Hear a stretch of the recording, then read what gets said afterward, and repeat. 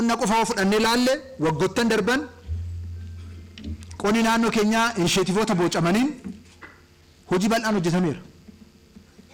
Lafti waliigala waggaa bar jijjiirama dhufu qotaa turre hektaara miliyoona 5 tuqaa 2 tuqaa 3 ture. Xaa'oon sanaaf fayyadamaa turre naannoo miliyoona 3 ture.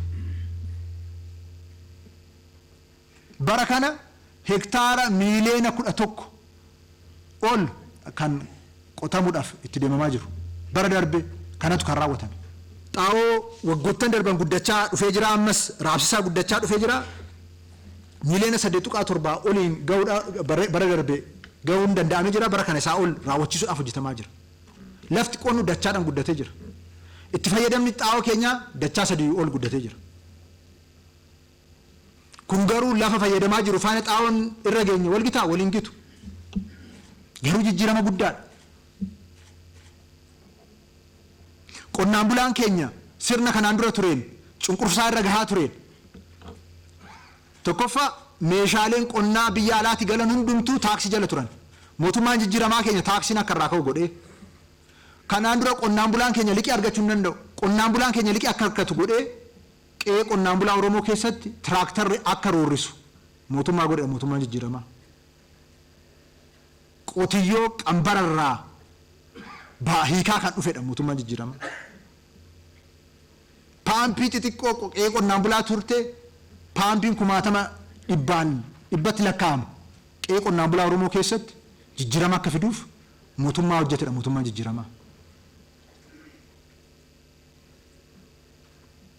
Inishetiivoota adda addaa bocuudhaan qamadii irratti hojii hojjetameen, buna irratti hojii hojjetameen, midhaan adda addaa irratti beellada irratti hojiin hojjetameen jiruuf jireenyi qonnaan bulaa keenyaa akka fooyya'u, sanarraas qonnaan bulaan keenya akka qusatu, qonnaan bulaan qusate immoo akka investimentiitti ce'u, seerri jijjiiramee, hojimaanni jijjiiramee.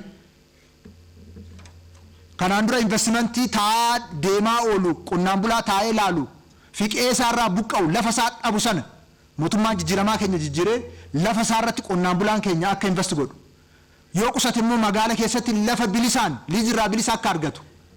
Lafa akaakilee fabaabilee isaa liizirraa bilisa argatee qonnaan bulaan keenya akka abbaa qabeenyaa ta'u mootummaa godheedha mootummaa jijjiiramaa. Bara kana kan mirkaneessine keessaa 70% ol kan qonnaan bulaati.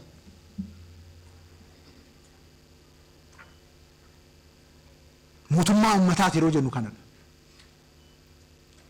Buna irratti qabeenyi keenya miidhamee qonnaan bulaan keenya akka hin fayyadamne godhamee hojii hojjetamaa ture jijjiiramee seenaan jijjiiramee waggoottan darban bunni biiliyonotaan dhaabamee buna waliigala bunni Oromiyaa keessa akka waliigalaatti dhaabbatee ture naannoo hektaara miliyoona 1.2 waggaa waggaadhaan dhaabbatee hektaara miliyoona 3 irraan ga'uun danda'amee jira.